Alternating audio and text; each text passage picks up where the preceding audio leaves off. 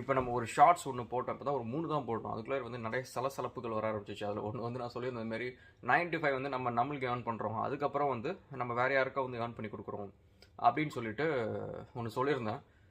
அது அப்போ வந்து நிறைய கொஷின்ஸ்லாம் கேட்டிருந்தாங்க. அப்போ ராகுல் நீங்கள் வந்து டிவியை பார்க்க மாட்டீங்களா, குக் வித் கோமல் எப்படி நீங்கள் இப்படி சொல்லலாம், அது ஒரு சூப்பர் ப்ரோக்ராம் அது. அப்புறம் ஸோ அந்தமாரி வந்து சில கொஷின்ஸ்லாம் வந்துச்சு. So first and foremost thing வந்து சரி, என்டர்டைன்மெண்ட் வந்து எல்லாத்துக்கும் நீடட் தான், அதெல்லாம் இல்லைன்னு சொல்லலை. பட் அது என்ன டோசஸில் நம்ம எடுத்துக்கிறோம் அப்படின்றது இருக்குது. அண்ட் செகண்ட் வந்து குக் வித் கோமாளி வந்து நான் ஏதாவது தப்பாக சொன்னேன்னா அப்படின்னு அது நான் வந்து நீங்கள் அதை சொன்னால் நிறைய பேருக்கு தெரியுமே, எல்லாருக்கும் அந்த ப்ரோக்ராம் தெரியுதே அப்படின்றதுக்கு ஒரு எக்ஸாம்பிளுக்கு நான் சொன்னேன்.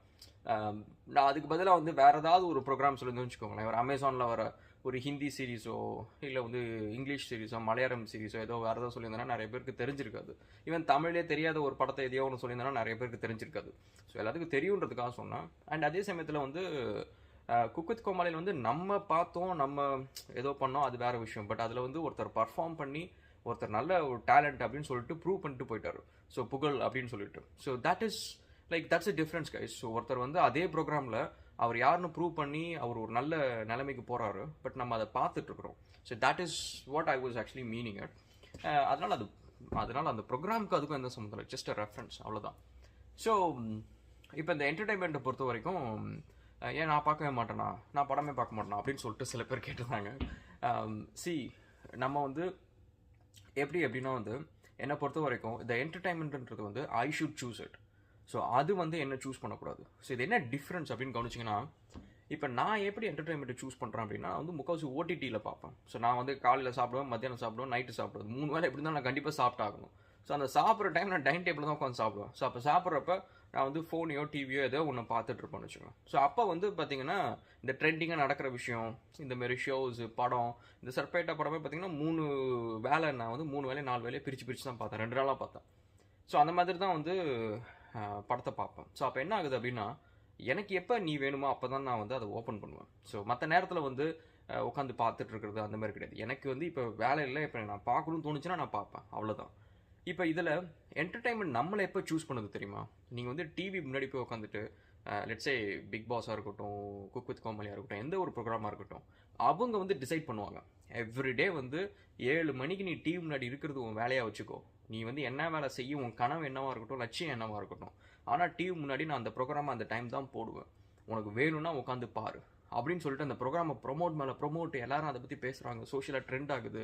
அப்போ என்ன ஆகுது அப்படின்னா, நம்மளோட கனவு வந்து சாதிக்கணும், அந்த இதெல்லாம் இருக்குது, அது இல்லாமல் இல்லை, அதெல்லாம் இருக்குது, நம்ம அதுக்கும் வேலையை செஞ்சுட்ருக்குறோம். பட் தான் 7 மணி ஆச்சுன்னு வச்சுக்கோங்களேன், நம்மளுக்கு இதை விட அது வந்து கொஞ்சம் வெயிட்டேஜ் வந்து அதிகமாக தெரிய ஆரம்பிக்குது.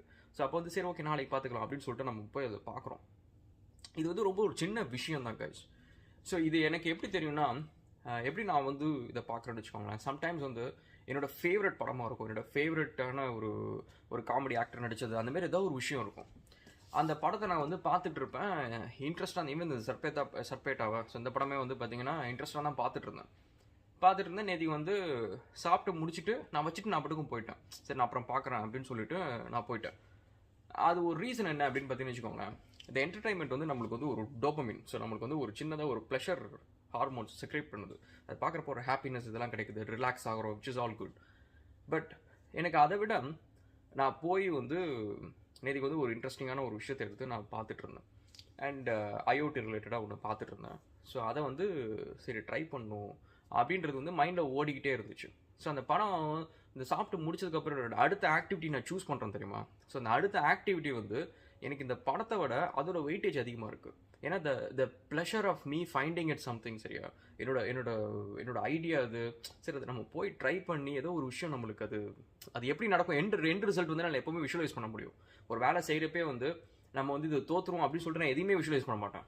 எனக்கு என்னை பற்றி நல்லா தெரியும், நான் வந்து விடவே மாட்டேன். எனக்கு வந்து ஒரு விஷயம் வரல, ஒரு விஷயம் தெரிலனா I will go to any extent. எனக்கு வந்து எலக்ட்ரானிக்ஸை பொறுத்த வரைக்கும் எனக்கு ரொம்ப ஆசை. ஸ்கூல் டைம்லேயே பார்த்தீங்கன்னா சின்னதாக பண்ணுவேன். பட் எனக்கு இந்த ஐசி, இந்த போர்டு, இந்த கேட்ஸ் எப்படி ஆன் கேட் இதெல்லாம் வந்து எப்படி ஒர்க் ஆகுது, இந்த டிரான்சிஸ்டர் எப்படி ஒர்க் ஆகுது, ஸோ இதுமாரி வந்து இதெல்லாம் பண்ணணும்னு ரொம்ப ஆசை. எனக்கு வந்து சான்ஸே கிடைக்கல, நான் எலக்ட்ரானிக்ஸும் சூஸ் பண்ணல. ஆக்சுவலி அது ஒரு சாய்ஸாக இருந்துச்சு, பட் நான் சிவில் எடுத்தேன்.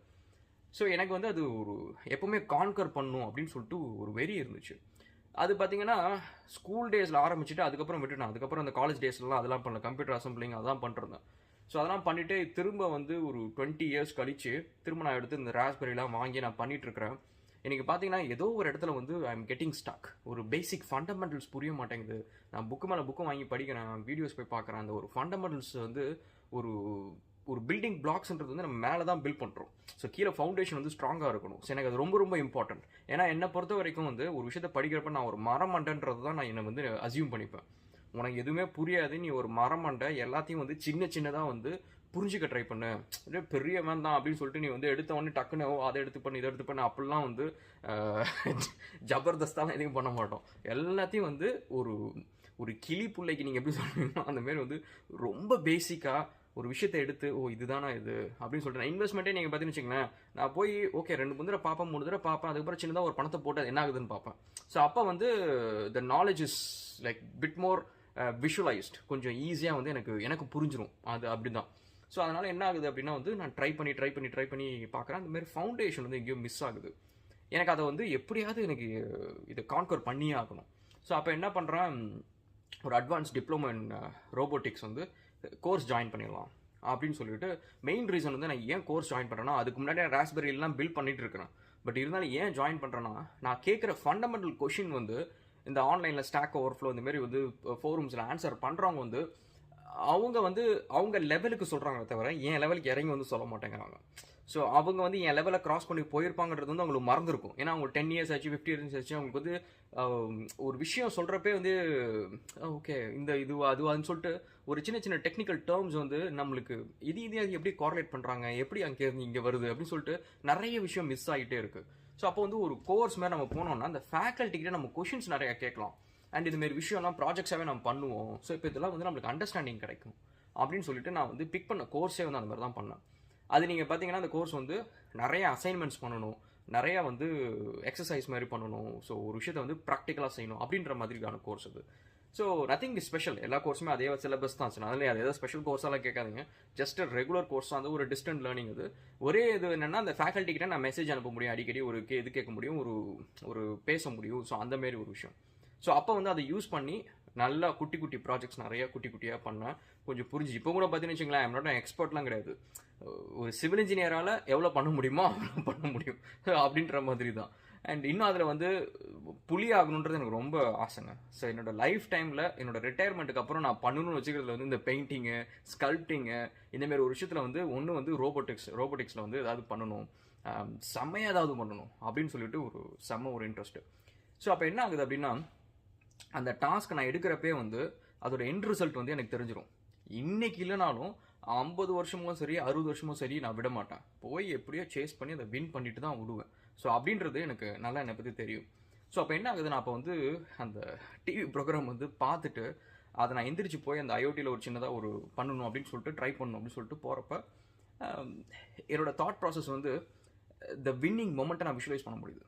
ஸோ அந்த வின்னிங் மொமெண்ட்டில் இருக்க அந்த ஜாய் இருக்குல்ல, ஸோ தட் இஸ் சம்திங் பியூட்டிஃபுல்லுங்க. ஸோ நீங்கள் வந்து உங்களுக்கு ஒன்றும் இல்லை, நீங்கள் வந்து ஒரு லாட்ரியில் வந்து 1 கோடி ரூபா வின் பண்ணுறீங்கன்னு வச்சுக்கோங்களேன். உங்கள் முன்னாடி நீங்கள் உங்களோட ஃபேவரட் படம் என்ன வேணாலும் இருக்கட்டும், உங்களோட ஃபேவரட் ஆக்டர் யார் வேணாலும் இருக்கட்டும், அவங்க எல்லாத்தோட அது வந்து அந்த மொமெண்ட் வந்து இட் வெய்ஸ் மோர். உங்களுக்கு வந்து பாரத் ரத்னா அவார்டு கொடுக்குறாங்கன்னு வச்சுக்கோங்க, இல்லை வந்து உங்களுக்கு ஆஸ்கார் அவார்டு கொடுக்குறாங்க, அந்த மாதிரி ஏதோ ஒன்று வச்சுக்கோங்க. உங்களோட உழைப்புக்கு ஒரு ரிசல்ட் வந்து நீங்கள் பார்க்குறீங்க அப்படின்றப்ப அதுக்கு முன்னாடி உங்களோட என்டர்டைன்மெண்ட் வந்து நிற்கவே முடியாது. ஸோ தட் இஸ் வை என்னால் வந்து நிறைய நேரம் வந்து இந்த டின்னர் முடிச்சுட்டு சாப்பிட்டு முடிச்சுட்டு இந்த படம் ஓடிட்டே இருக்கும், பட் என்னால் உட்காந்து பார்க்க முடியாது. ஏன்னா எனக்கு வந்து ஐ கேன் see it. என்னோட ரிசல்ட் வந்து நாளைக்கோ நாளான்னைக்கோ 1 வருஷமோ 2 வருஷமோ 10 வருஷமோ கழிச்சு வரும். பட் அந்த ரிசல்ட் கண்டிப்பாக வரும். ஆனால் அதுக்கு நான் போய் அந்த வேலையை செய்யணும். அந்த ஓடுறப்ப என் கண்ணுக்கு ரிசல்ட் கிட்டக்க தெரியும். ஸோ ஈவன் இந்த ரோபோட்டிக்ஸ் எல்லாம் பார்த்தீங்கன்னா அது வந்து 1 நாள் 2 நாள் இல்லை. ஸோ நீங்கள் பார்த்தீங்கன்னா அந்த கோர்ஸே வந்து 2 வருஷம்.